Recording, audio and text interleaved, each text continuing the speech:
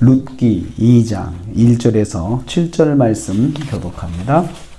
오늘 말씀은 룻이 보아스의 밭에 가서 이삭을 죽게 된 것을 내용으로 하고 있습니다.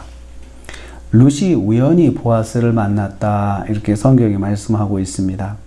고향으로 돌아온 나오미와 며느리 룻은 먹고 살 길이 막막하였습니다. 왜냐하면 10년 전에 고향 땅을 떠날 때 재산을 다 정리하고 떠났기 때문이고, 10년이 지난 세월이라 이제 모든 것이 다 사라진 상태죠. 그리고 이제 돌아와 보니 막막하죠. 농사할 땅도 없죠.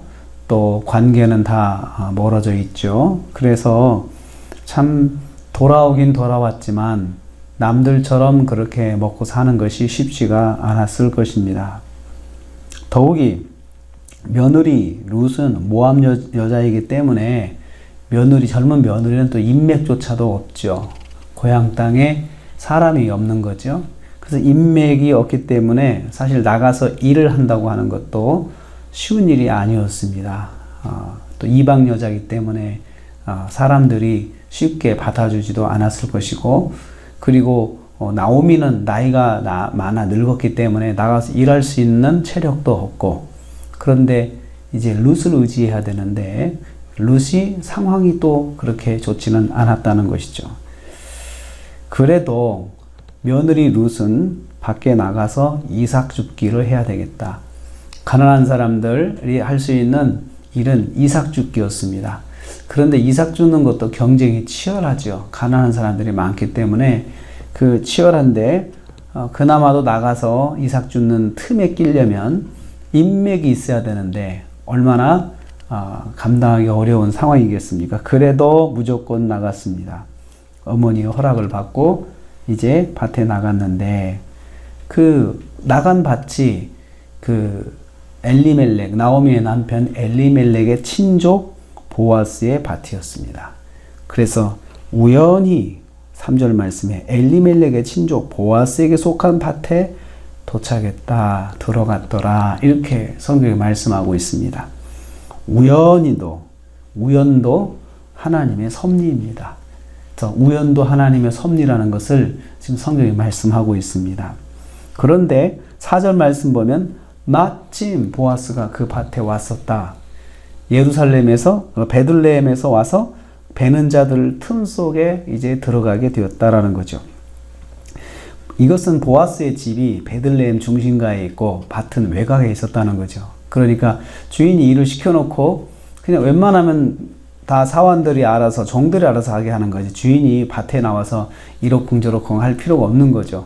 믿을 만한 그런 사원이 다 하는 것이니까 그 따가운 햇볕이 있는 밭에 나올 이유가 없는데, 마침 보아스가 그날따라 밭에 나가고 싶었던 거죠. 그래서 밭에 나왔어요. 외곽에 있는 밭에 나왔는데 자기 밭 나와서 쭉 돌아보다 보니까 이제 사원들이 열심히 일을 하고 있어요. 또 그 틈 사이에 이삭 줍는 사람들이 있어요. 그러니까 일단은 자기 일을 돌보고 있는 사원들을 축복합니다. 하나님의 이름으로 축복하며 여호와께서 너희와 함께 하시기를 원하노라 라고 하는데요.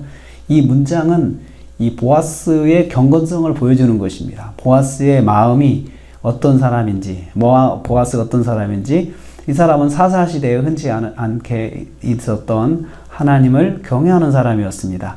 하나님의 이름으로 자기 일꾼들을 축복하는 그런 마음을 가지고 있었던 사람이었습니다. 보아스가 하나님을 경외하는 경건한 신앙을 가진 사람이라는 것을 여기서 암시하고 있습니다. 이러한 그 보아스가 마침이라는 그런 단어를 통해서 볼 때 하나님의 인도하신 가운데 있었다는 것입니다. 그래서 하나님께서 보아스의 발걸음을 인도하심으로 룻을 만나게 하셨다라는 것을 여기서 암시하고 있습니다. 하나님을 경외하는 사람의 발걸음은 하나님의 인도하신 가운데 있다는 것을 볼 수가 있습니다.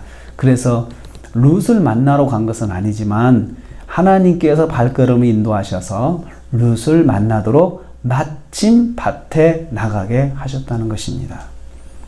세 번째로 보아스가 밭에서 일하는 이 룻을 발견합니다. 밭을 돌아보던 보아스가 이삭 줍기를 하는 사람들 틈 속에서 룻을 발견하게 됩니다. 그래서 이 여자가 어떤 여자라고 물어봤더니 나오미를 따라 모압에서 돌아온 모압 여자라는 것을 알게 되었습니다. 사환들의 눈에 비친 그 룻은 아침부터 열심히 일하는 여자였습니다. 그래서 눈에 띈 거죠. 그리고 잠깐 쉬고 열심히 삭을 줍는데 그 사람들 틈 속에서 얼마나 그 경쟁이 심하겠어요. 그런데도 하나라도 더 죽기 위해서 열심히 일하는 그 룻의 모습을 보여주고 있습니다. 우연히 밭에 나간 룻, 또 우연히 보아스의 밭으로 나간 룻, 그리고 마침 밭에 나온 보아스. 이 두 사람의 만남은 하나님의 인도하심이다. 지금 성경이 암시하고 있습니다. 하나님은 우연의 사건을 통하여 하나님의 뜻을 이루어 가신다는 것입니다. 그러므로 성도에게 우연은 하나님의 섭리입니다. 우연이라고 생각하지 말아야 됩니다. 이것은 어쩌다 이렇게 됐지라고가 아니고 거기에 하나님의 뜻이 있다. 내가 의도하지 않는 가운데 어떤 일을 만났다 하더라도 거기에는 반드시 하나님의 뜻이 있다. 이것을 알아야 됩니다. 성도가 만나는 모든 일에는 하나님의 뜻이 있습니다. 그렇기 때문에 그 일 속에서 하나님의 뜻이 무엇인지 물어봐야 됩니다. 하나님, 제가 이런 일을 생각지도 않게 만났는데 하나님 뜻이 무엇입니까? 제게 원하시는 것이 무엇입니까? 제가 어떻게 해야 됩니까? 하고 하나님 앞에 엎드려야 됩니다. 그럴 때 우리가 하나님의 인도하심을 받을 수가 있습니다. 우리가 한 주간을 지내게 됩니다. 또 한 주간 동안 하나님의 인도하심이 있습니다. 그런데 꼭 우리가 의도한 데만 하나님의 뜻이 있는 것이 아니고 의도하지 않는 가운데도 하나님의 뜻이 있습니다. 우리의 모든 일에 하나님의 뜻이 있습니다. 이것을 기억하고 한 주간 동안 하나님의 뜻을 잘 분별하여서 한 주간 동안 승리하시는 저와 여러분 되시기를 주님의 이름으로 축복합니다. 하나님 감사합니다.